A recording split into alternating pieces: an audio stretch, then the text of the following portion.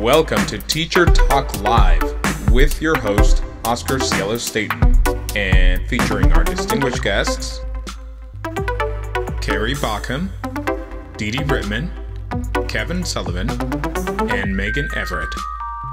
On today's program, we are finding solutions to the reality that students can lose up to 3 months of reading skill and academic progress by not being mentally stimulated during extended time off.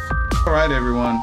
So let's go ahead and begin. Let's go over some things first. Viewers may ask questions live. Show is available to share out at teachcow.com. Please use the hashtag TeacherTalkLive when you tweet it out. And viewers, please ask questions. Thank you for sharing your knowledge, most of all. I'm really glad you're here. So we're going to use the hashtags TeacherTalkLive and SummerSlide. So let's go ahead and begin. The first question let's go ahead and go around and introduce ourselves, starting with what's on my left side, Carrie. Go ahead. I'm Carrie Bauckham. I teach a 6th, 7th, and 8th grade extended resource special education class in the northwest suburbs of Illinois. And I have a blog, carriebauckham.com, and I'm at heckawesome on Twitter. And next up I see Kevin. Hi, good evening. My name is Kevin Sullivan. I'm an elementary school principal in a smaller urban setting outside of Boston. I'm also an educational advisor for a new startup company called Field Trip Zoom, which does virtual field trips and scheduling of those field trips with museums, zoos, and different organizations. Very nice to be on this evening, and thank you for having me. Thank you for being on. And next up, Megan. It's me.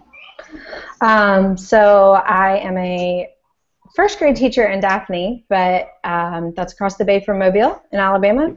I'm going to be teaching 3rd grade this upcoming year in a one-to-one MacBook room. And I blog for Scholastic. This will be my 4th year coming up with them. And I just found out this week that I'm going to be a teacher fellow with Hope Street Group. So I'm really excited to be working with the U.S. Department of Ed this year.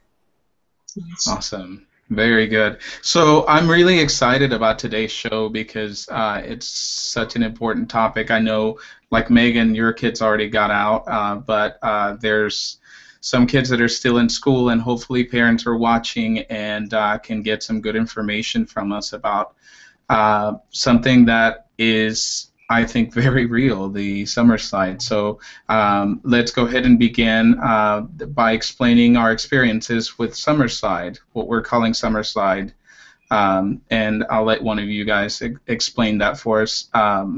And speaking as a teacher or a parent, or both. Do we have any parents on the panel today? Yay, Megan and Carrie and Kevin. And Kevin. So go ahead and, Carrie, go ahead and begin and tell us your experience with SummerSlide and your experience as a parent and a teacher.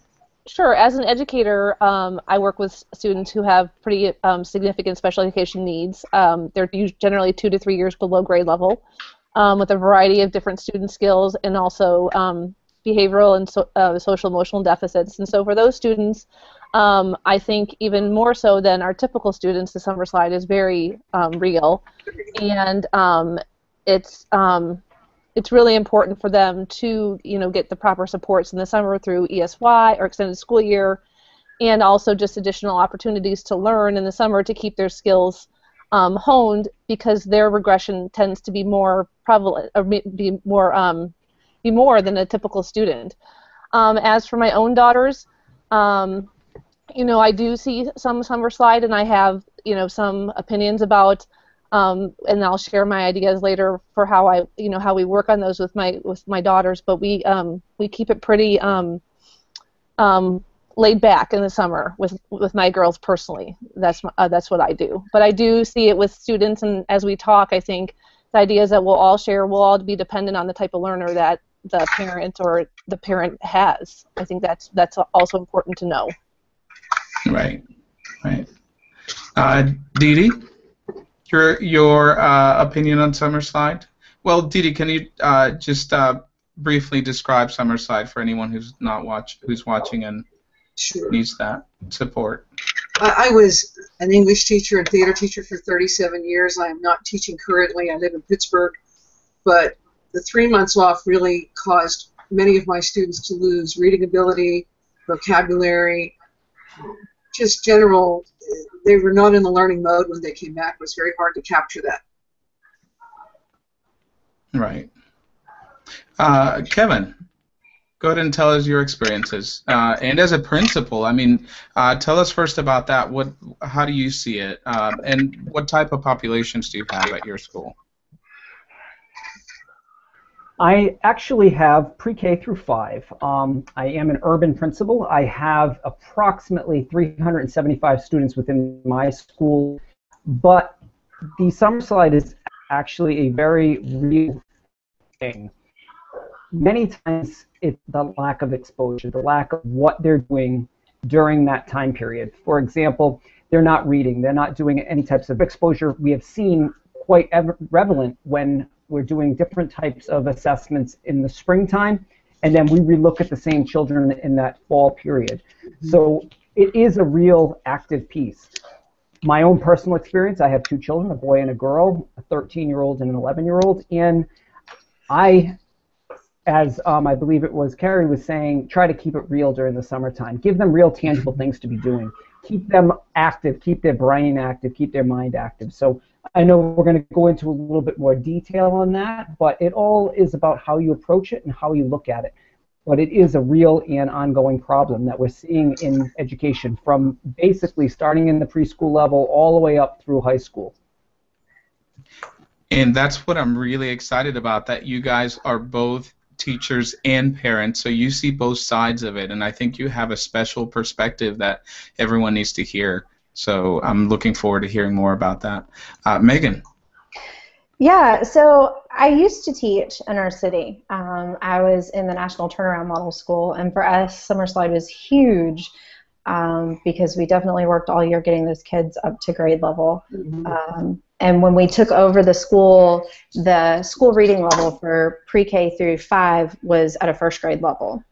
So in those years of turnaround, it was huge to watch some of the backslide that was happening in home. And I think that that's really common in a lot of homes. It doesn't have to be a poverty home.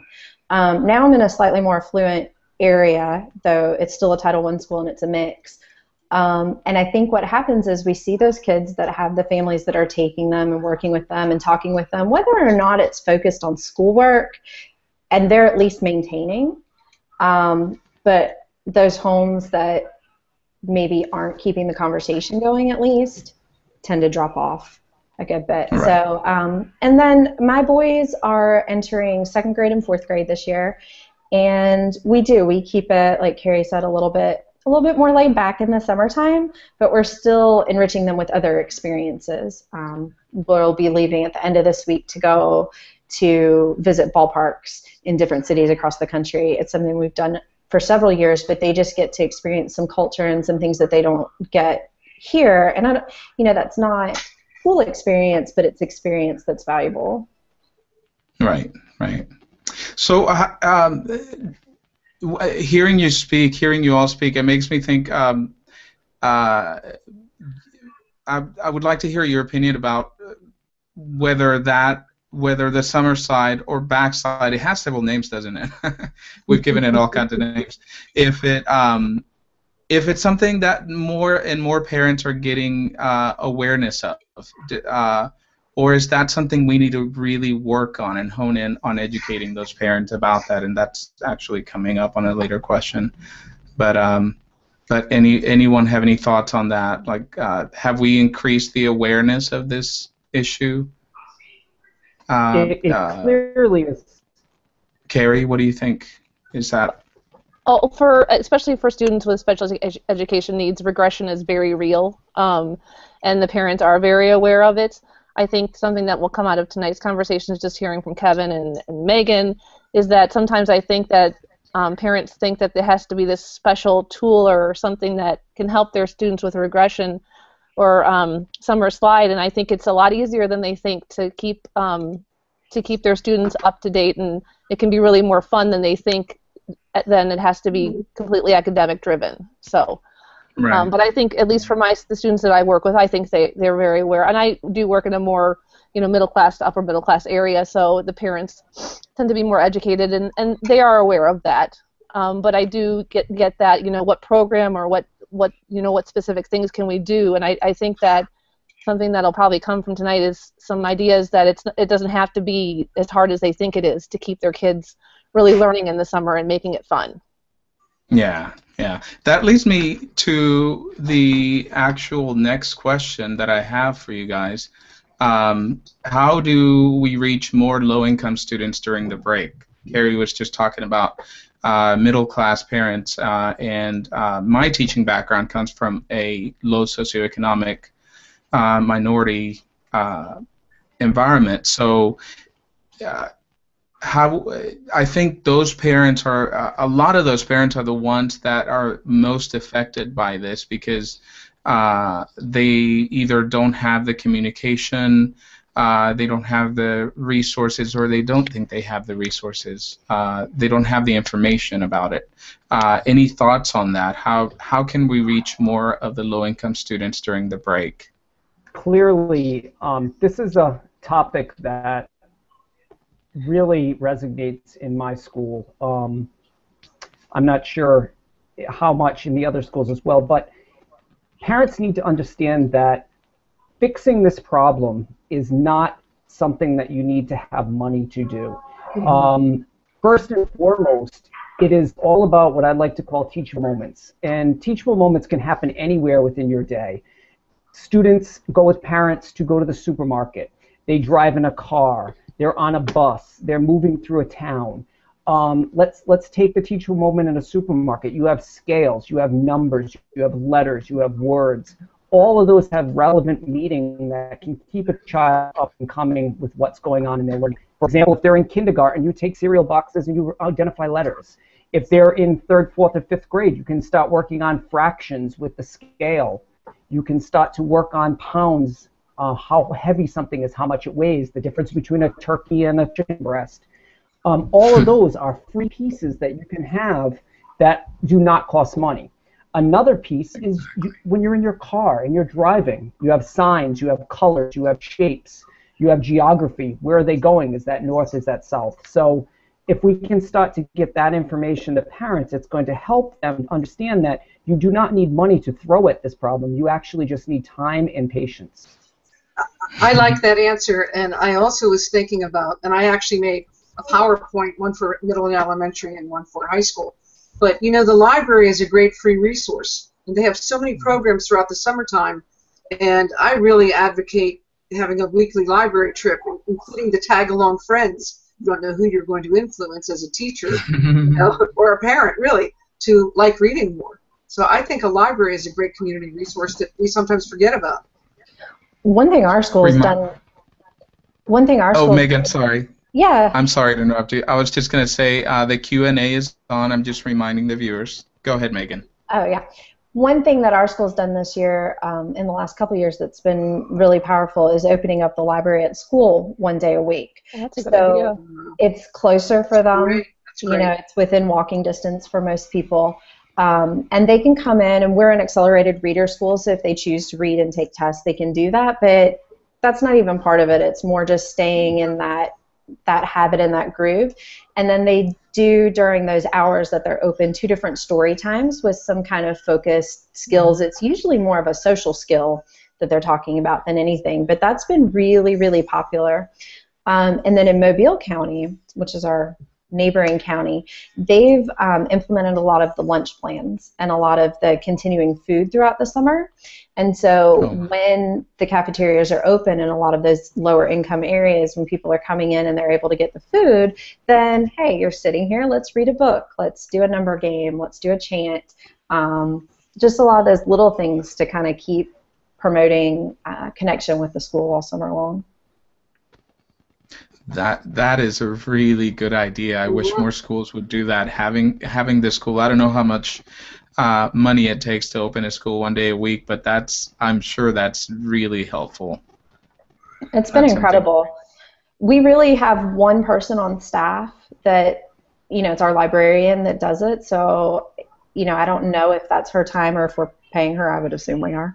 But the school. We hope they are. I hope so. Yes, right. The school is open anyway. The 4-day. We go to a 4-day-a-week schedule in the summer with administration being there. So the air is on, the lights are already on. So really, it's just that one person that's willing to coordinate and get in there. But I like it because the kids are already so familiar with that environment, so it's already welcoming, so they are happy to go. Yeah, definitely. Well, and the walking distance makes a big difference, especially when you're talking about families that maybe they have a sitter for the summer or whatever it is. Megan, another great resource that you're alluding to is by having that school open, I was putting my 3 pieces into 3 buckets, which were library, teachable moments, and the third being technology.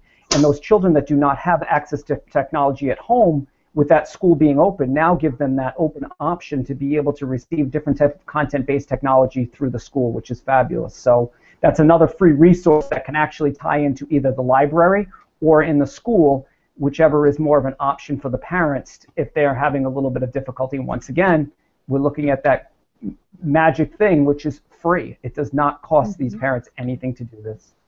Well, the great part about that with the technology, like you're saying, is that a lot of times during the school year, even though we are a one-to-one environment, we don't have time for the kids to really explore and go in depth on the topics of their choice.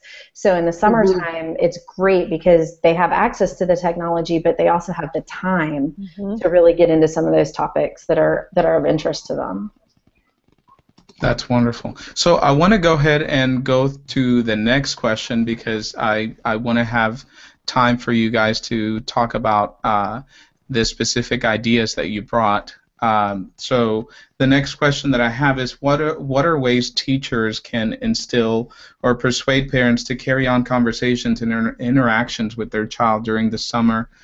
We kind of touched on that already, but the idea that certain populations, certain parents are not really aware of the situation, are not really aware what they need to do to keep their child focused and sharp during the summer.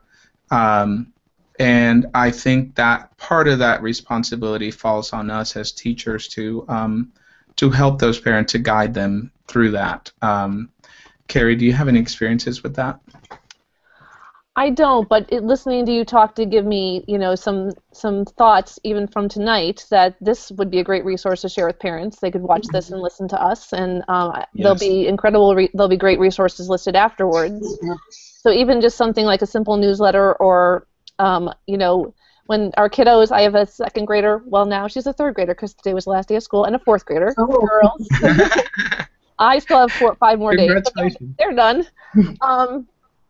But, when they're in kindergarten, we get all those flyers that say, oh, we did this, this, and this in class. And so maybe something like that for parents in the summertime, just to remind them of simple activities that they can do with their students to help, prevent the summer slide. I know I have a teacher at school who loves to go through with our students and talk about what's free, what's under $10, and she goes through a variety of different activities. So maybe even throwing some of those ideas out with parents that are local might give them more ideas for things that they can do, and so they can see that things don't always cost money, or that learning doesn't have to be as complicated as they think.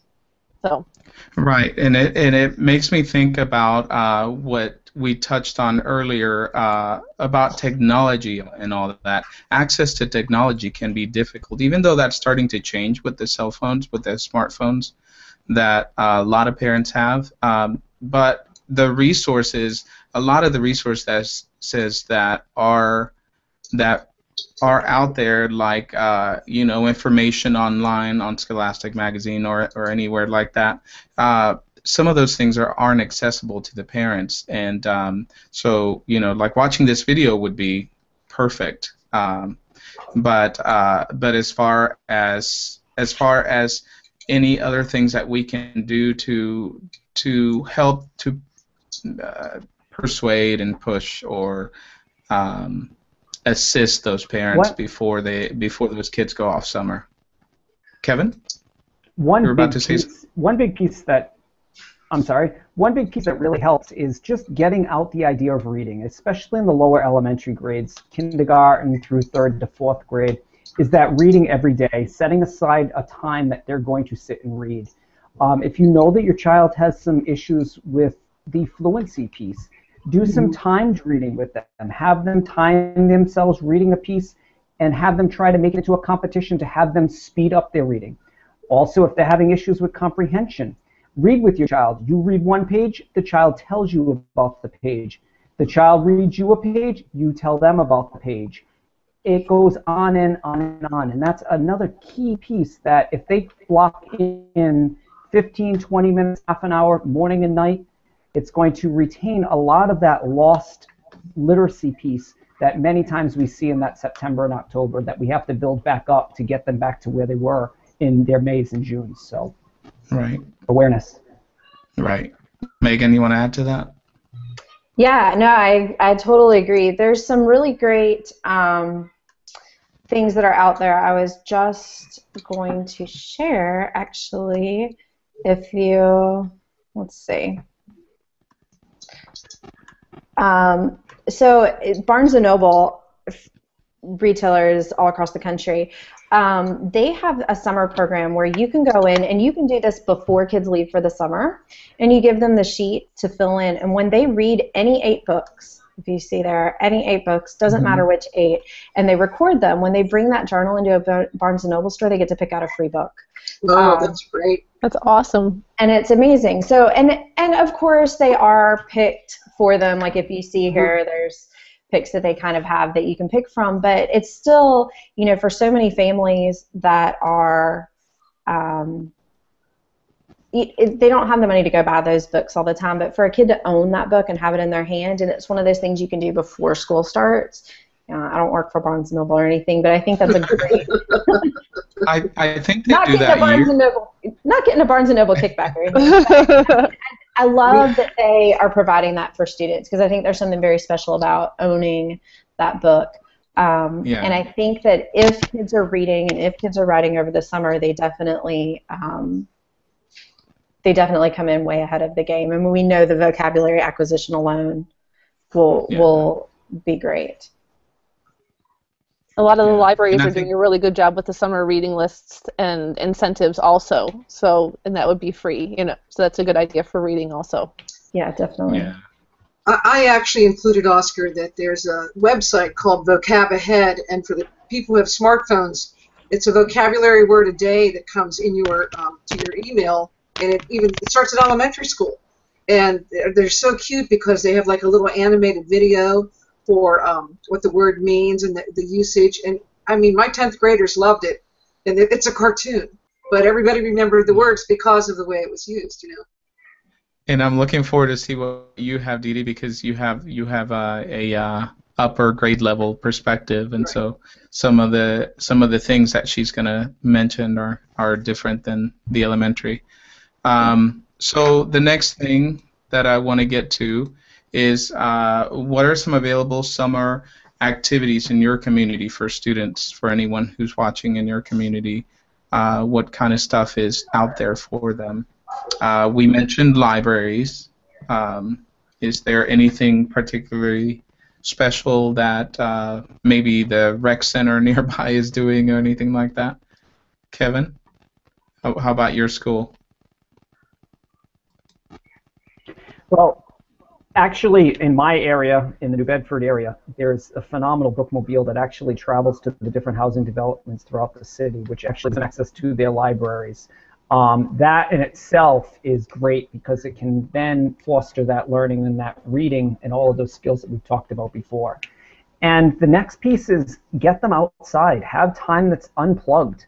They need to be able to basically take in what's their surroundings. So many times we miss what's in our own backyard. Just the talking about, looking at, researching, dirt, trees, bushes, all of that is all resources that can help with that science and that whole STEM piece as well. Right. I think human interactions overall are important. Absolutely. You know, being able to. I think Carrie or Megan, someone mentioned earlier about how just simple communication, simple walking a child through what they're doing, what they're cooking. Thought I saw a quote that's great. somewhere about that. Mm-hmm. You know, having just conversations with your children, that's huge. That's a big component of it. So, Dee Dee? I really like the idea of if anybody has a newspaper that they get daily, just have the kids read an article, anything that's interesting, and share that article, parents with the kids, or vice versa. I mean, keeping up with the news is sort of a good thing. Right. Right. As I was planning for the show, you know, I keep coming back to this. One of the things that I often think about is all my Hispanic parents, in the low socioeconomic areas that I've worked in. A lot of them don't get to take advantage of this show because it's in English. So one of the things that I'm thinking about is finding a Hispanic co-host that would review, maybe a day later, redo this show for us in Spanish so that they can access it on their phone. So if you know of anyone, send them my way, because I really think about that a lot, you know. Next question. This is my final question, and I want to, from there, jump into your specific presentations and specific materials that you guys brought. How do you plan to lead by example this summer yourselves? And I know most of you are parents, so anyone want to begin? Well, for my kids, it's the activities that we do. So it's turning off the TV, and it's exploring whatever there is to explore. So today I needed to go to the craft store, for example, and they're with me, and my youngest is like, "Are we leaving yet?" Like, well, I was like, "Look around you. There's so many things to make and to do and to create." And my oldest one wanted to buy this little rocket thing. I was like, "Well, let's take a look at this. You know, it's a tube, it's a foam piece, and you're going to put baking soda and vinegar in it." I was like, "Do you think we could maybe make this at home?" So for us, it's all those little things that we find out there and exploring. You know, when we go to bigger cities, we talk. When we go to bigger cities, we talk architecture. We go to the museums. We do all those kinds of things. So that's leading for me. And then my class stays on a Facebook page during the year. And now it's not every parent, but it's a good number of them. And so we kind of post what we're doing. Like, hey, my kids tried building Lego boats today to see which ones would float. What did your kids do? Which is kind of a nice thing of having kids that are similar age to what I have going on in school, because we can share those things. That's really nice. That's really nice. Dee Dee, how did you handle it with the bigger kids? You know, I made a reading list. There are some great reading lists out there, Oscar, but I actually made a reading list of books that I really loved that I thought the kids might like. Plus, I gave them the one from the American Library Association, and I did some previews. And you know, I knew my students really well, and I said, "You might really love this book. You might really love that book." And you know, that was an important piece. And for a lot of the kids, they did that vocab ahead every day. And some of the kids took summer SAT prep, which I also taught. So they were, I taught it all. So they were learning all the time. And I came from a rather affluent school district, and I will tell you that I did a lot of summer tutoring just because parents were so aware of summer slide, they didn't want their kids to lose out. So I was pretty busy in the summer too. Right. How about Kevin? Well, it's funny. If I want to go look at my own family and my kids, I always get are we going on a principal's vacation? So, which would be to the museum or to the library. Oh, no.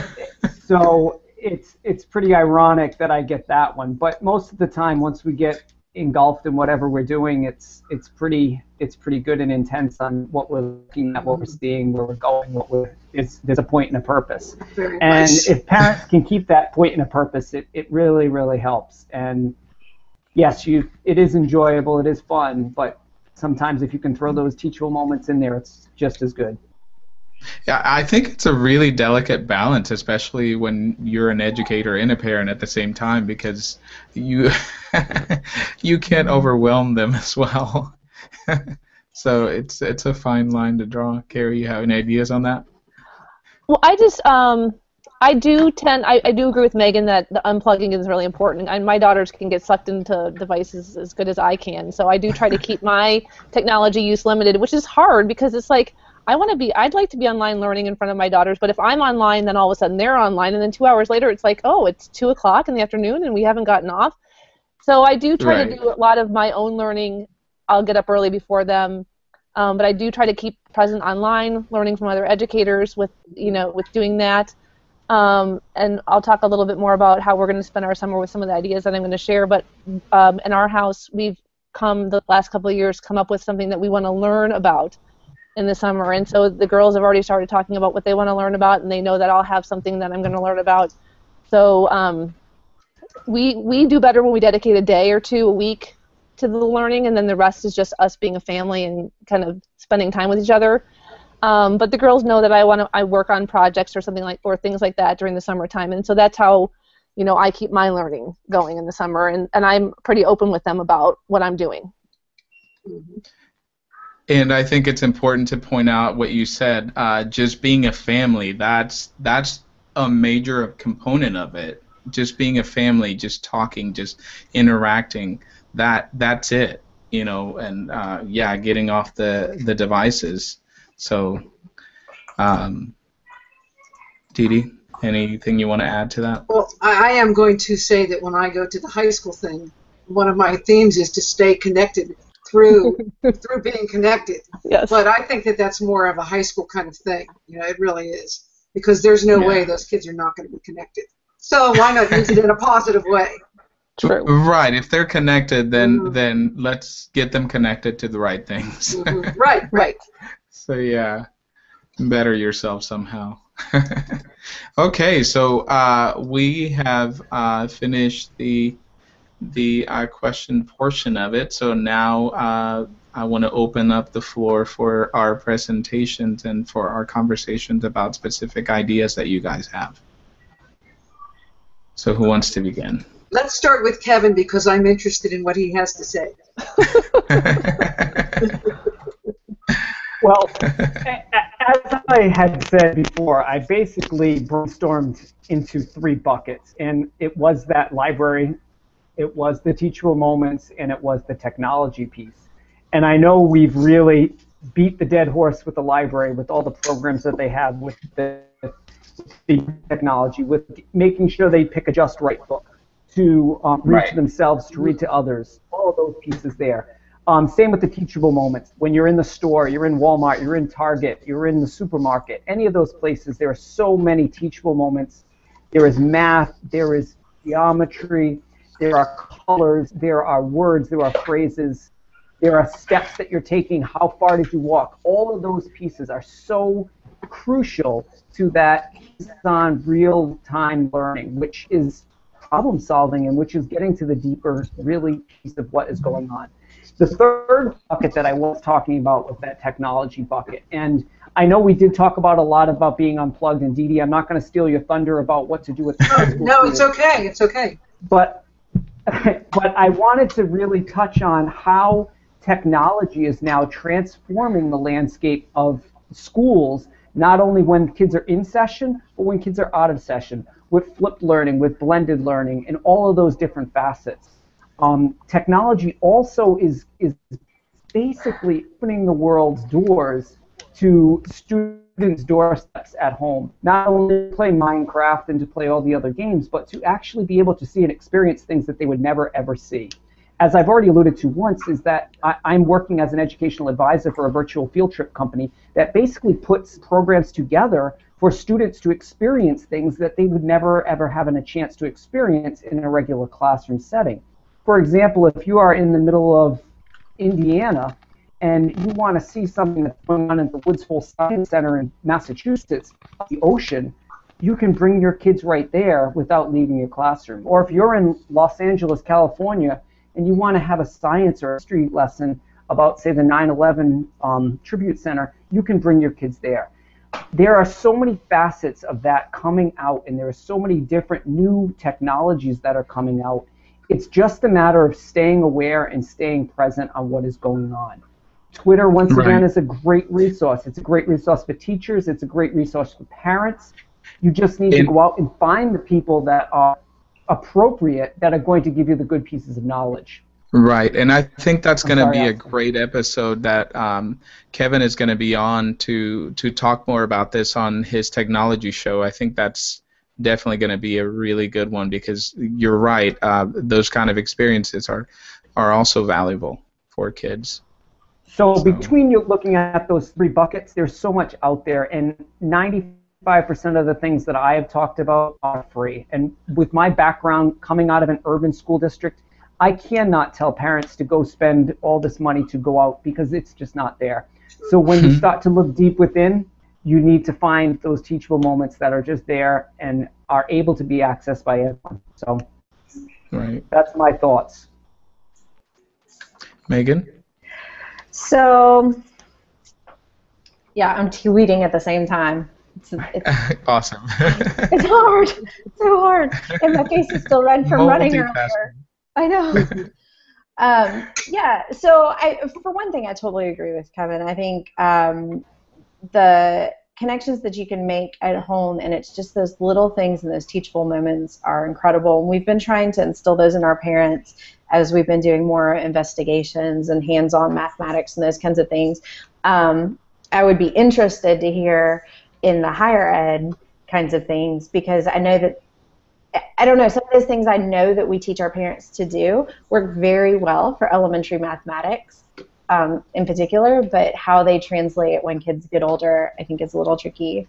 So, but as far as resources, so I created this, hold on, when I was, oops, wrong one. Here we go, summer slides. So this is one of my blog posts for Scholastic, but it shares a couple of resources that I, oh, what? And we'll put a link to it on the video description and on teachcow.com. Got it.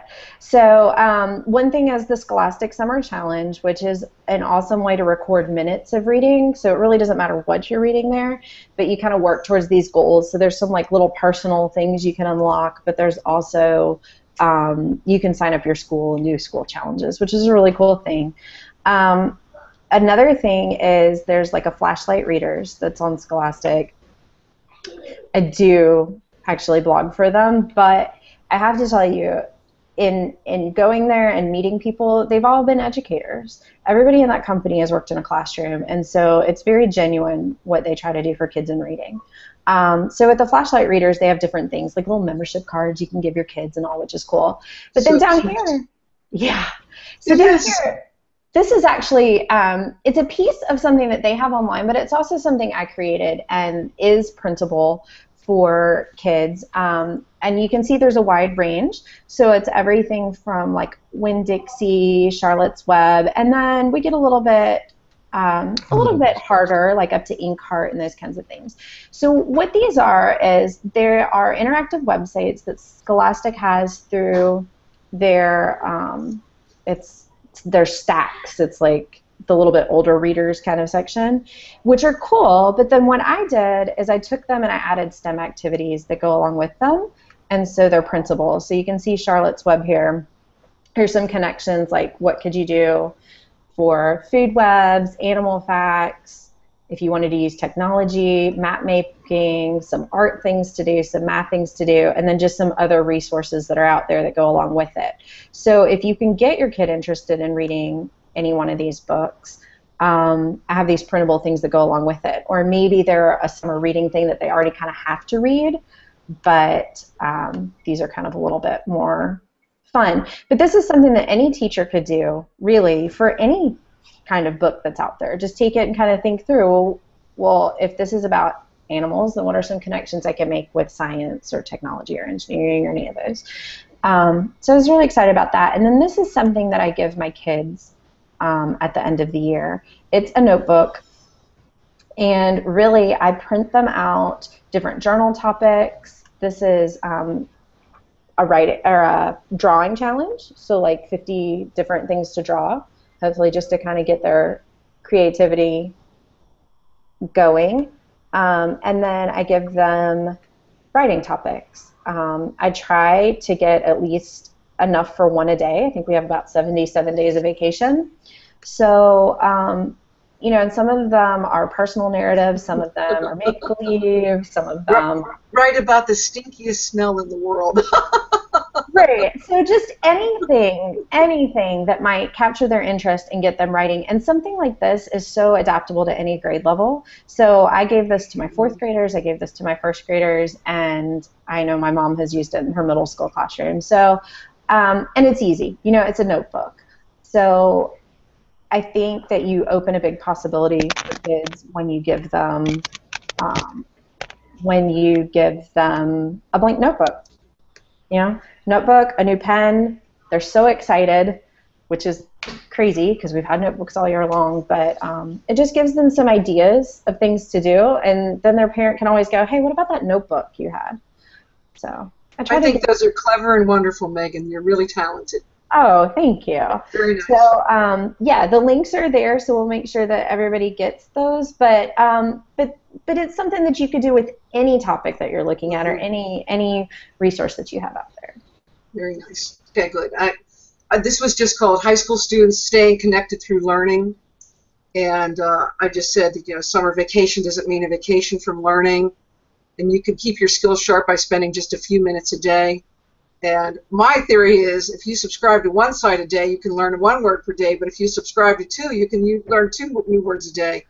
And vocabulary is so important. So I suggested Wordsmith. It's called a word a day.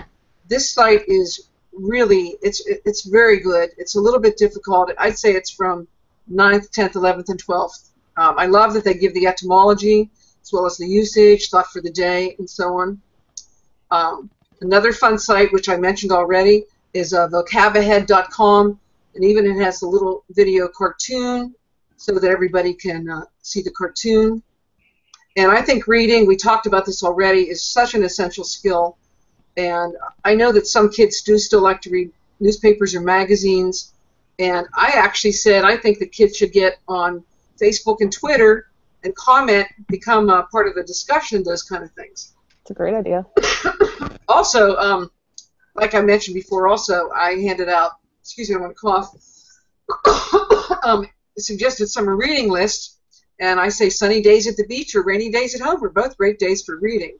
And I don't know if you're aware, since most of you are elementary, but the College Board does have a list of 101 great books, and this is a fabulous and fun list. On to the next slide. A lot of my students were really, really concerned about preparing for the SAT and ACT. You can actually subscribe to a tip a day, and I tell the kids you can take a practice test in your PJs in the comfort of your own room. Really, you can review your correct and incorrect answers. You can work with friends on a test. You could complete a test together and go over the answers together, which I think is something that kids do well. They like to pair share. I don't know if you all know this, but not very many people do. Go to www.fastweb.com, which is an unbelievable site that provides scholarships. I mean, I had a student who got $20,000 worth of scholarships his first year of college. And he played chess, he played the viola, and he was in the Latin club and the chess club. That was it. He was not even an athlete. So this is a great thing, and once kids are in 9th grade, I suggest that they go to fastweb.com. And then another site that most people don't know about is zinch.com, and they will either match or give you half of how much money you got as a scholarship. Wow. So so parents be aware, right? Mm-hmm. Hey, Dee Dee. Yes, I'm here. Hey, Dee Dee, quick question. Yes. How likely are the kids in that age group to actually engage in these activities? And you can speak to that better than I could. But the idea of how kids engage in the summer in that age group. Well, at my school, where about 90% of the kids went on to college, everybody did this. So that, I mean, Awesome. they were very, very motivated. Now, I also, because vocabulary is so important, you know, I say play words with friends, play Scrabble, and if you aren't aware of it, there's a game called Quiz Up that is an app. It is so much fun. There are also some SAT and ACT prep apps, and they're really good too. And on the final note, I say, you know, summer's a great time to relax, but for every minute you spend, you know, you're going to do something good for yourself, so why not just do it during the summer? All right, that's it. Nice. Oscar, Nice. you went away. We didn't know where you were. I did. So I just jumped right in. Thank you, Dee Dee. Thank you, Well. everybody. So Carrie, what do you have for us? So mine, I guess, is kind of probably a potpourri of everybody's ideas. And when you asked us to speak about this, I really started thinking about the year that when our children are in school and what kind of summer I want for my own daughters. And I think that, kids spend 6 to 8 months a year being told what they need to learn, unless they have a teacher who's, up on some of the newest things that are going on and trends with things like the 20% time or the Genius Hour times, where students get to pick what they want to learn about or a project they want to engage in. And so I started to think about what do I want for summer for my students and for my own children to help prevent the summer slide. And I think that because our kids get told what to learn and what to do throughout the whole school year, why not take that philosophy of the Genius Hour or the 20% time and let students decide what they want to learn about or children learn about in the summertime. So like my daughters have already picked out, they're like, Mommy, I'm going to learn about, so my one daughter wants to learn how to sew. And my other daughter wants to learn about the planets. And so we'll spend time at the library researching those topics, and then there's technology that we can use to watch videos on those things, and then we'll do them. My one daughter wants to design clothes for her My Little Pony, but if that teaches her how to do research and she has to watch informational videos and learn sequencing and vocabulary and topics, and we have to learn how to thread a sewing machine, that's going to be a worthwhile experience for her. And then my other daughter wants to learn about planets. We'll see where that goes. But, I also thought, how fun would it be? I might reach out to some other people after this on Twitter or even through my blog, and how if other people wanted to do that too, it might be fun to have a hangout where we all share what our kids have done this summer, or our kids do a share, like a 20% summertime where we have our kids share with each other. Megan, are you in? I'm in. That sounds awesome, actually. To have a whole hangout full of kids and moms or dads, all sharing out in August what they did over the summer, even if it's not like a 20% time, maybe it's a vacation, and there's, like Kevin said about the vocabulary, experiences are so rich with vocabulary and things, and I think it doesn't have to be as hard to prevent the summer slide as we think. And so the resources that I'm going to be sharing are actually educational ones for the Genius Hour and the 20% time, because I think those can be really, it can be a really fun thing. And so for me, so the girls know too that I decided this year I'm going to learn more about gamification. I started it in my classroom this year, and so and that's my goal, to use it more next year. So that's what I'll be researching. And I think parents can pick to do that. Maybe it's a certain time every day where it's just them working on their project or whatever they're doing, or for us it'll probably be 1 or 2 days where we kind of drop everything and work on those things. And then we also just, in my house, really like to try new things that we never get to try during the school year. So we've been collecting cardboard boxes. It's kind of looks like a landfill in our craft room, because the girls cannot wait to start a makerspace. I've talked about it. We went to a kids conference and they're just excited, and so we've got tons of cardboard and plastic everything. So, Mondays are going to be Maker Monday, where we get to make stuff. So I just think it doesn't have to be as complicated as we think. Like, Kevin touched on, life brings us lots of experiences, and talking about them, and even the most impaired students that I've worked with, the ones where their parents took them places and did things with them and talked to them about things, they bring that back to school with vocabulary and experiences that they can draw from and hook on to, and that just enhances their learning even more. And so that's my suggestion for preventing the summer slide. Carrie, how old are your girls? My girls are going to be in 3rd and 4th grade, so 8 and 9. Oh, yes, yes, that's right. The good Wow, age. they're very lucky, I have to say. Oh, And the idea that you have about a parent hangout, that will make you accountable and make them accountable as well. So Well, I Megan's think in that's an trouble because she amazing nodded, idea. so now I have somebody who's agreed with me. So Well, I yeah, want I mean, we talk about if you're doing any sort of project-based learning and that kind of stuff, those authentic Yes. chances to share the things that you're doing Yes. are so important. And so often those things that we're doing in our own kitchens go unnoticed and untalked about. So that's amazing. And it's kind of, Carrie, you're almost talking about a genius hour. Yes, I am. The extension of that into the home. So I think if that's something that we can start incorporating into our classrooms a little bit more throughout the year, and we can kind of show parents what that is, Yes. then kids will take ownership for that and take it over the summer. That's a great idea. Megan, Carrie, And it has we could do a summer slam with our kids. yes, Love it. and it has such an important accountability component to it because the summer months go by quickly. They do. You know, you get settled in and you're really tired months. from your school year, and before you know it, it's over. So having some kind of plan is really important, I think, and out to those parents out there, having a plan really is crucial to maximizing that short time that you have. It turns out to be short. may I you were gonna say comment for one moment on what Carrie said about your daughter wanting to learn to sew? I wanted to learn to sew when I was 9, and I ended up designing and making all my clothes, all my gowns, all my coats, all my bathing suits, and even designing costumes when I directed the musical and I was in shows and so on. I mean, it took me as it became part of my career and my avocation. But I had a student who was a male student in 9th grade who said, "Miss Rittman, I love sewing." I said, "Then take sewing." He designs costumes on Broadway now. So, I mean, Awesome. you don't know where the love of learning something new is going to take you. So I love that, Carrie, that you're throwing that out to your kids. What do you want to do? That's really important.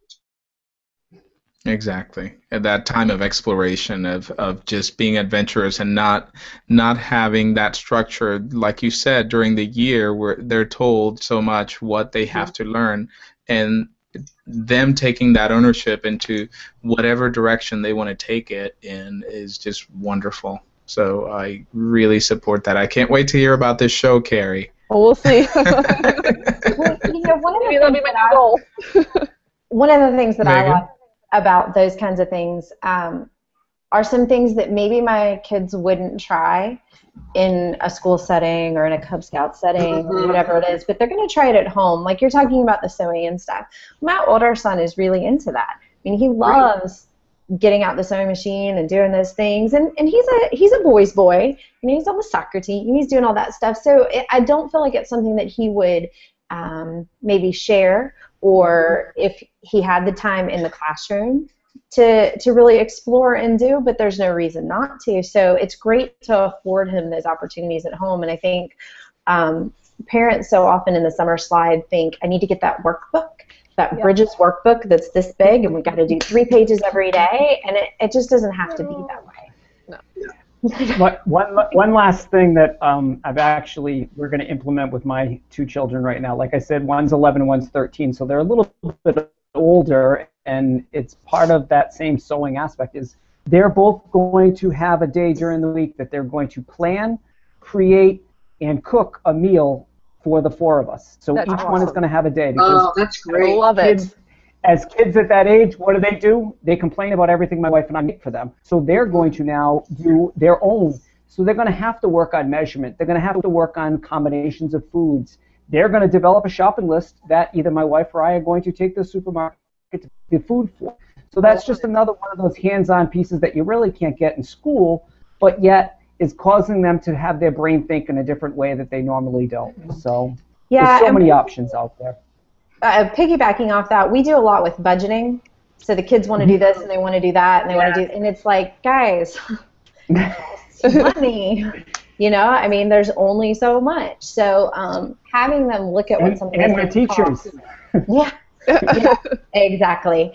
So having them look at what some of those things cost and really, whether it's the cooking and you want these 19 different snacks. Well, realistically you can spend X amount, and having them do some of those budgeting things is really powerful, especially, I mean, at any age. I would assume older children can make some of those decisions about, yeah, if you want a car, okay, well, let's look at the cost of the car over this summer and these trips and these places you want to go.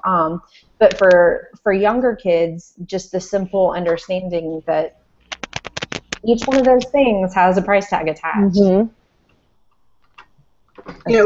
For 33 years, I taught in a special program called Project Impact, and it was the 4 core courses for both 9th and 10th grade, and they were together as a group. We would always take them on a field trip, and that included eating out. And the math teacher and I would sit down and say, okay, here's what you spent, and here's how much tip you need to leave. They were just stunned over, I didn't bring enough money. Well, then you can't have that to eat, that kind of thing. So it was great. I mean, I always brought extra money. But they said, but I only brought $10. And I said, but then you can't leave a tip. So it was really a learning experience. And I can remember their surprise all the time because the parents always handled that.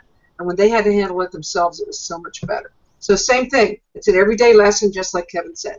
Yes. Right. So I'm back. Thank you. I know. Don't you like us anymore? So before we're soon running out of time, and I just wanted to say two of the really important things that I've heard is Carrie starting a show about parenting, about summer parenting, and you guys are gonna find me a Hispanic co-host teacher that will do this show in Spanish with me. So. I'm thinking already. Yes, definitely. Because I, especially this episode, I just kept thinking about it. Like, oh my goodness, what if my parents could really hear this? And I say my parents, my kids' parents, if they could hear this and they could get this information, it would be amazing. It would be so good. So we are about to end. I want to go around and any last words that we left off, and the other thing is that all the links that you guys have shared will be with this episode, and it'll be available sometime later tomorrow. So let's go around. Carrie? I was being off task. I was on Twitter. I missed your question. I'm sorry. And you were tweeting about this. Yes, wonderful. I don't do it now. I will forget. Yes, hashtag Teacher Talk Live. Just any last pieces that you want to leave us with as we go off? I guess it's summer. Have fun with your kids. Experiences bring a much more wealth than I think we give them credit for, and a lot of what Kevin and everybody has said. Talk to your kids, do things with your kids, and it doesn't have to. Preventing the summer slide doesn't have to be as hard as people think it is. When we just take a little interest in it, make the 15 minutes to read before bed, or talk about the movie you're watching. That's comprehension. Mm-hmm. There's lessons in everything that we do with our children. As long as we keep it, consistent, and we just use life to teach the lessons during the summer, and just enjoy being with each other over the summer. Social skill development is, can be really great too in the summertime. Right. Dee Dee? I think the single most important thing you can do for your children is to eat dinner with them every night. Yes. Every article I read says that is the most important thing you can do for your children. To eat dinner with them, converse with them, and enjoy their company and share ideas with them. And summer offers a better opportunity for that. Yes, wonderful. Kevin? I can just resonate all of the different things that we're saying. It's the key is you have time. Utilize it wisely, because you have a lot more of it during these couple of months than you do usually during the hectic time of the year with soccer and homework and everything else. So just use those teachable moments to run with them and help your kids. And know it's going to go fast. Yes. Yeah. Megan? I think if as teachers we can prepare our students and our families for some of these things before they leave for the summer. We're teaching them some of these things along the way, like these little math games to play in the car, or when these moments are happening. If we're talking to them about that all throughout the year, then it's not a big change for them in the summer to kind of keep some of those little conversations going. And that's all it really takes. I just want to, like, burn all those workbooks that I see because I know my parents are buying them and subjecting their kids to them and making them go through them page by page, and that's really not doing those kids a service, and the kids need a break too. They need to learn in other ways besides that kind of classroom learning. And I'm glad you said that, because I as a teacher was a big summer packet person, and I know that doesn't always get looked at. It doesn't. I mean, the summer paper. Exactly. So I guess we have a conclusion about summer packets. So everyone, I want to go ahead and screen share at this point. The schedule for the next show is 2 weeks from now, and it's called Reflections. And this one, I really need your help in bringing more people on. I think I have I have a lot of people for it, but I want even more, because Reflections is an episode all about celebrating the successes of this school year. And so I want to hear from as many teachers as possible, and encouraging stories, especially for first-year teachers or people looking into teaching. There's so many good stories out there of successes from the school year, and I want a show all about that. So, yeah, so get the word out. And I think this is it. So I thank you all for coming. Thank you so much. Buy Dee Dee's book, Student Teaching. She wants to plug it. Yeah, she's got a really good book out. It's called Student Teaching: The Inside Scoop from a Master Teacher. So thanks, Oscar. Congratulations. Yeah. Thank you. Yeah. So thank you, everyone. Oh, go ahead. Word association, but Megan, can you stay on? I have a question for you. Yeah, of course. Yeah, so we'll be on after the show. So thank you so much, everyone. This is it. Thank you for watching. Bye.